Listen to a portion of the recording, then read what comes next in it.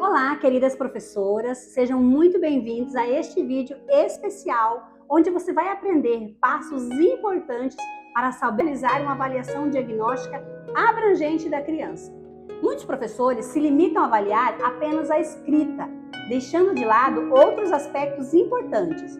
No entanto, é essencial conhecer a história de vida da criança, entender as dificuldades que ela enfrenta, avaliar seu nível de leitura, atenção e compreensão, e até mesmo realizar o teste de realismo nominal. Afinal, quantos professores realmente dedicam tempo para fazer tudo isso? Ser competente não é suficiente, é preciso ser eficiente e se diferenciar dos demais. Vamos então para o conteúdo de hoje, que vai ser uma aula bem detalhada. Preste bastante atenção e anote tudo, porque nunca mais você terá dúvidas de como fazer uma avaliação diagnóstica eficiente. Mas antes eu quero pedir para você para curtir esse vídeo e comentar o que você achou dessa aula de hoje. Vai ser muito importante para mim ter a sua opinião. E se ainda não é inscrito em meu canal, se inscreva e ative o sininho de notificações para receber nossos conteúdos semanais. Durante a avaliação, é crucial demonstrar amor pela criança e mostrar que você está ali para ajudá-la. Estabelecer uma conexão genuína e conquistar a confiança da criança é fundamental. Quando você realiza uma avaliação diagnóstica para aulas particulares, é interessante envolver pelo menos um dos pais, para que eles possam vivenciar sua abordagem, sua didática e sua metodologia. Quando você conquista a criança, conquista também os pais. E isso garante um cliente fiel. E como que eu sei que isso funciona? Porque foi exatamente assim que aconteceu comigo. Procurei meios de ser altamente competente e, acima de tudo, eficiente no que eu fazia. Fui além das expectativas, fazendo coisas diferentes da maioria. E os resultados que obtive foram igualmente diferentes de tudo que eu já havia feito. É através da avaliação diagnóstica que identificamos o nível de desenvolvimento da criança e suas necessidades específicas. Como já mencionei, a avaliação diagnóstica deve ser abrangente e abordar diversos aspectos importantes. Vou explicar cada passo da avaliação. Primeiro passo: conversa para conhecer e conectar com a criança. Essa etapa envolve estabelecer uma comunicação com a criança, conhecer sua história, interesses e experiências de vidas. É um momento para criar um vínculo emocional, demonstrar empatia e construir confiança. Essa conexão é fundamental para que a criança se sinta confortável e aberta a aprender. Como fazer isso na prática? Durante a primeira conversa, você pode fazer uma série de perguntas à criança para conhecê-la melhor. Exemplo de perguntas: o nome completo da criança, sua idade, data de aniversário, nome dos pais, endereço, número de telefone dos pais, atividade que mais gosta de fazer, o que a deixa feliz ou triste, suas preferências de brincadeira, se ela se sente amada e por quê, lugares que mais gosta de visitar, se gosta de estudar e suas opiniões sobre a escola, com quem gosta de brincar, se os pais brincam com ela e como isso a faz sentir, suas aspirações futuras e se gosta de histórias, livros e músicas. Essas são exemplos de algumas perguntas e sugestões que podem ser adaptadas conforme necessário. É importante que sejam feitas de forma natural e descontraída, em uma conversa informal com a criança, deixando ela bem à vontade para responder. Além disso, outras perguntas relevantes e poderosas podem ser adicionadas para levar a criança a refletir sobre suas respostas. É fundamental ouvir atentamente cada resposta, sem interrompê-la, para que ela perceba que está sendo ouvida. A professora deve elogiar e parabenizar a criança por suas respostas, a fim de incentivar a comunicação e abrir espaço para entender as dificuldades e crenças da criança. Segundo, realismo nominal, para saber o nível de consciência fonológica. Aqui é avaliada a capacidade da criança de identificar e manipular os sons da fala. É aplicado um teste específico para verificar se ela reconhece palavras, sílabas e fonemas. Isso ajuda a entender o nível de consciência fonológica da criança, que é essencial para a alfabetização. Chamamos esse teste de realismo nominal, que é uma fase pela qual as crianças passam, na qual elas relacionam as palavras ditas com as características físicas ou funcionais dos objetos ou seres. A criança acredita que palavras grandes são nomes de coisas grandes e palavras pequenas são nome de coisas pequenas. Vamos à prática desse teste. Mostre imagens de animais ou objetos como esse aqui. No caso das aulas online, compartilhamos na tela, uma imagem como essas, e se for presencial, uma folha impressa com essas imagens. Podem ser de animais, objetos, frutas. Eu apenas dei um exemplo. Cada par são figuras em pares. Cada par consiste em uma figura grande com um nome pequeno e outra figura pequena com um nome grande. Por exemplo, podemos usar, como eu citei no exemplo aqui, um caranguejo e um leão, ou uma bicicleta e um trem. Iniciamos sempre com a palavra polissílaba ou trissílaba, em contraste com a palavra monossílaba ou dissílaba. É importante escolher nomes que não repitam vogais nas palavras. Em seguida, pedimos à criança para nomear cada figura, repetindo a palavra de forma pausada, para enfatizá-la. Então, perguntamos qual das duas figuras tem um nome maior ou uma escrita maior. Aqui é crucial deixar a criança pensar e sua própria estratégia para responder. Se ela estiver demorando ou disser que não sabe, podemos perguntar qual figura ela acha que tem um nome maior. Assim que ela responder, se estivermos em aula online e a imagem estiver na tela do computador, podemos circular o nome que a criança mencionou. Já em uma aula presencial, pedimos à criança para circular a figura correspondente e perguntamos por que ela acredita que essa figura tem um nome maior. É essencial incentivar a criança a expressar seus pensamentos. Faça isso com todos os pares de figuras. Depois, diga a ela que está tudo bem e elogie seu esforço em cumprir a tarefa. Mostre satisfação por ela ter respondido de acordo com o que foi perguntado. Mas explique que posteriormente vocês voltarão a essa atividade para verificar se ela acertou ou não, ou seja, se a figura realmente tinha um nome maior. Depois das outras sondagens, para verificar outras habilidades, você deve voltar a esse teste para avaliar junto com a criança como ela se saiu. Vamos agora para o terceiro passo, sondagem da consciência fonêmica. Nessa etapa, são realizados exercícios para avaliar a habilidade da criança em identificar e manipular os sons individuais, que são os fonemas, as letras. A consciência fonêmica é fundamental para a aquisição da leitura e escrita. Como fazer na prática? Mostra-se o alfabeto à criança, seja na tela do computador ou usando um alfabeto móvel, como este aqui, e começa a perguntar à criança, uma por uma, quais são os nomes, se ela sabe os sons e pedir para ela falar caso ela saiba os sons. Caso ela não saiba, falar somente então o nome. Sugiro iniciar pela letra Z e ir passando pelas letras de trás para frente ou de forma aleatória. Anota-se todas as respostas da criança, incluindo as letras que a criança não soube identificar corretamente. Quando a criança não conhece uma letra, a professora informa qual é, fala qual é a letra e anota essa informação para registro. Após mostrar todas as letras, já deixe combinado com a mãe ou a pessoa responsável para preparar uma folha em branco para a criança fazer o registro da avaliação de escrita. Então realize um ditado das letras do alfabeto. Se a criança souber o som, você deve dizer o som da letra e se não souber, somente o nome, seguindo a mesma sequência inversa ou aleatória usada anteriormente para reconhecer o alfabeto. Esse ditado serve para verificar se a criança consegue escrever as letras corretamente. Quarto passo, sondagem de escrita. Aqui é analisado o conhecimento da criança sobre o sistema de escrita. São realizados exercícios em que ela escreve palavras e frases simples, permitindo identificar as hipóteses de escrita que ela utiliza e as dificuldades específicas que enfrenta.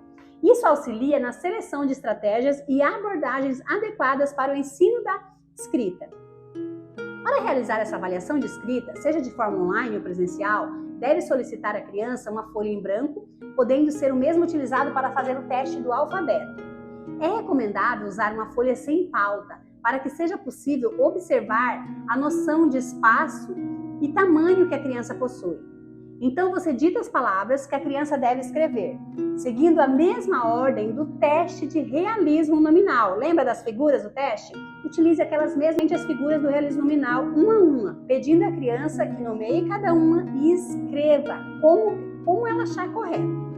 Crianças no início da alfabetização, em uma hipótese pré-silábica, podem resistir em escrever, alegando não saber como fazer ou escrever.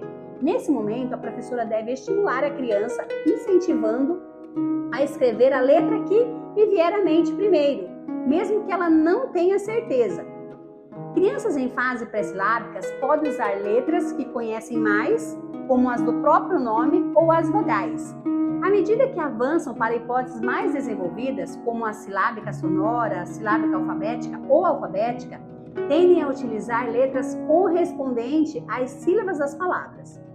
É importante ressaltar que você nunca deve dizer se a escrita da criança está correta ou errada durante o diagnóstico. A partir da produção da escrita da criança, é possível identificar em qual hipótese de aprendizagem ela se encontra. Após escrever todas as palavras do realismo nominal, a criança é convidada a escolher uma delas e formular uma frase. Aproveite e explique o conceito da frase, se necessário, utilizando objetos como exemplo. Em seguida, a criança escreve a frase da maneira que acredita ser correta. Durante a atividade, é importante que a mãe ou o responsável esteja presente, mas sem intervir ou responder perguntas em nome da criança. A pessoa apenas responda se for diretamente questionada. Ao finalizar a escrita das palavras, parabenize a criança por seguir suas orientações e siga para a próxima etapa, que é o quinto passo, sondagem de leitura. Nessa última etapa, são aplicados testes de leitura para verificar o nível de habilidade e compreensão da criança às palavras simples ou mesmo complexas e textos. Isso inclui a avaliação da fluência, precisão e compreensão de palavras e frases. Essa sondagem é essencial para adaptar o ensino às necessidades individuais da criança. Esse teste de leitura é especificamente para crianças que estão em estágios um pouco mais avançados, ou seja, que já conhecem o alfabeto e demonstraram familiaridade com sílabas e palavras simples. O objetivo é avaliar o nível de leitura e o conhecimento da criança em relação à leitura. Sílabas simples, palavras simples, complexas e textos. Se for uma aula online, se exibe na tela uma lista de palavras simples ou complexas, ou até mesmo um pequeno texto na tela, dependendo do nível de habilidade da criança. Se for uma aula presencial, a professora utiliza fichas com palavras simples, palavras complexas ou um pequeno texto, de acordo com a capacidade de leitura da criança. A criança é instruída a tentar ler o que é apresentado, começando pelas palavras simples. Se ela conseguir ler essas palavras, passa-se para a próxima ficha com palavras complexas.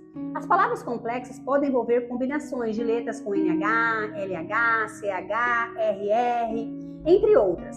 Caso a criança consiga ler essas palavras, a professora passa para um texto, escolhendo um menor e mais simples se necessário, ou um texto maior e mais complexo se a criança estiver lendo bem.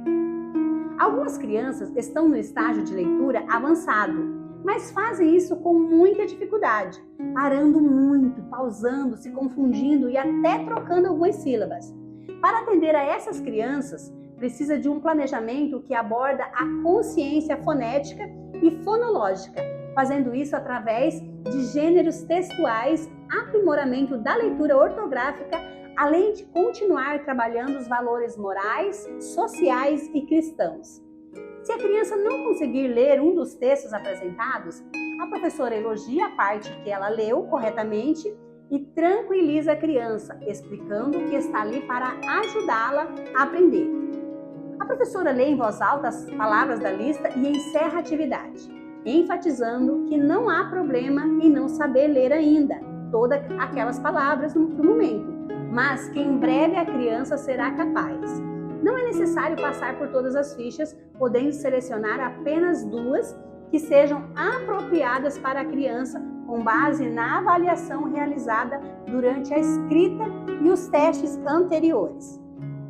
Durante todo o processo, é importante observar e anotar o progresso da criança em relação ao aprendizado, incluindo sua atenção e concentração. A leitura não precisa ser extensa, bastando apenas algumas palavras ou um pequeno texto com cerca de uma média de 6 versos. Caso a criança não consiga ler e esteja com dificuldade, não é necessário forçá-la a continuar tentando. Vamos então agora para o 6º passo, voltando ao teste de realismo nominal. Depois de encerrar a sondagem de leitura, então volte na tela do computador ou a folha impressa para a criança com o teste de realismo nominal. Agora você vai aprender como usar o mesmo teste para tirar a criança dessa fase, quando ela está presa nela, e talvez esse seja um dos motivos que a criança não avança em seu aprendizado. Para ajudar a criança a compreender o realismo nominal, claro que não usamos esse termo, tá? Nós não falamos para ela que estamos fazendo um teste. Nós dizemos que vamos voltar àquela atividade para verificar se ela acertou todas as palavras maiores ou menores que ela circulou. Então mostramos a ela a página com as figuras circuladas e apontamos, por exemplo, para o caranguejo e o leão, perguntando novamente qual ela acha que tem um nome maior. Se a criança circulou o leão, ela vai continuar dizendo que o leão tem um nome maior, afinal, está circulado lá. E é nesse momento que a professora diz o seguinte: vamos descobrir então se você acertou ou não. Vamos falar bem devagar a palavra e observar quantos pedacinhos saem da nossa boca. Então começamos com a palavra caranguejo. Pedimos para a criança mostrar a mãozinha e contar quantos dedinhos tem nela, só para descontrair. Em seguida, falamos bem devagar a palavra caranguejo. Caranguejo.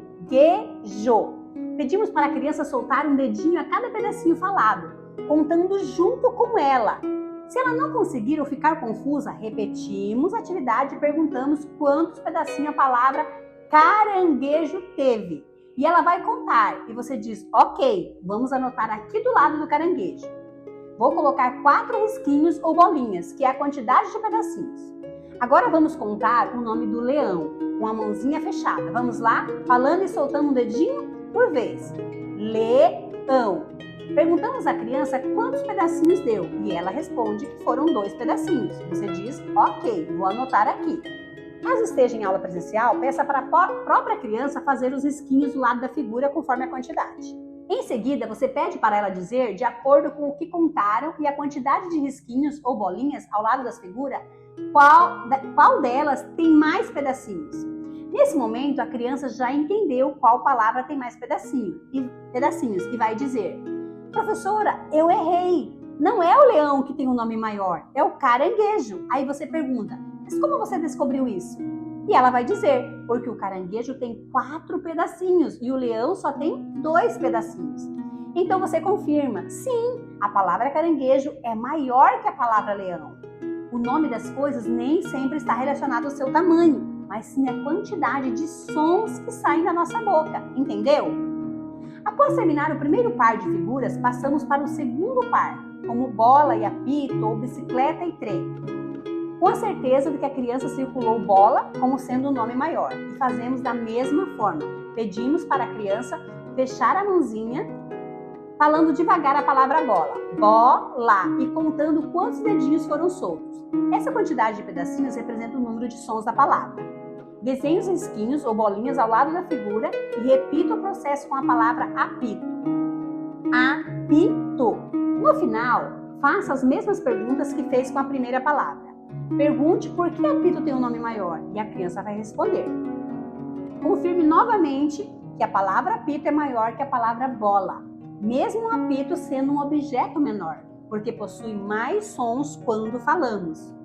Geralmente fazemos cerca de 4 pares de figura. Quando a criança chegar ao terceiro par, ela já vai estar conseguindo contar sozinha. Acredite, raramente alguma criança não consegue, a não ser que seja muito novinha e ainda não tenha maturidade cognitiva suficiente para entender essa atividade. Mas caso contrário, a maioria das crianças já entenderão e terão essa compreensão de que as palavras são sons que saem da nossa boca e podem ser representadas na escrita da mesma forma que são faladas. Enfim, depois de fazer a contagem do terceiro par, peça para a criança anotar, fazendo os risquinhos ao lado da figura. E vamos para o último par, que é um pouco diferente. Durante a contagem, as duas palavras, por mais que tenham tamanhos bem diferentes, elas têm a mesma quantidade de sons, ou seja, o tamanho das palavras são medidas pela quantidade de sons e não pelo tamanho real do ser ou objeto. Por isso a necessidade de contar os pedacinhos, ou seja, quantos sonzinhos saem da boca para saber se é maior ou menor a palavra. Após realizar as atividades de contagem dos pedacinhos, das sílabas, das palavras e explicar para a criança que o tamanho do nome não tem relação com o significado do objeto ou do ser, é importante verificar se ela realmente compreendeu o conceito de realismo nominal e desenvolveu a consciência fonológica das palavras. Para isso, a professora pode propor atividades de comparação, utilizando não apenas figuras, mas também objetos concretos. Por exemplo, ela pode pegar uma foca e um rato com tamanhos bem diferentes e perguntar à criança qual dos dois tem um nome maior. É esperado que a criança diga que a foca tem um nome maior. No entanto, ao chegar na parte de contar os pedacinhos, é provável que a criança fique um pouco confusa. Ela pode contar a palavra foca e dar 2 pedacinhos, e depois fazer a mesma contagem para a palavra rato, e também encontrar 2 pedacinhos.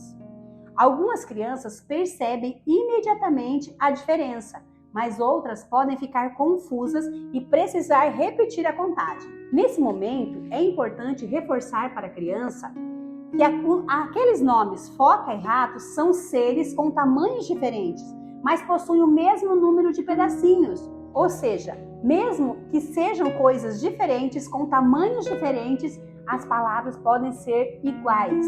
Após fazer as correções e explicar novamente a relação entre o som e o nome das palavras, é o momento de verificar se a criança realmente aprendeu o realismo nominal. Agora, ao invés de usar figuras ou objetos, a professora pode fazer comparações abstratas, apenas com palavras. Por exemplo, ela pode pedir à criança que pense em um sofá e uma televisão, e em seguida perguntar: qual dos dois tem um nome maior, televisão ou sofá? A criança deve pensar e responder corretamente, levando em consideração a contagem dos pedacinhos de cada palavra. Se por um acaso a criança não estiver mais nessa fase de realismo nominal, durante o teste inicial, ela já fará a relação da palavra falada com o objeto pensado. Terá dito quais são as figuras que têm um nome maior, corretamente, mesmo que ela não tenha conseguido explicar o motivo.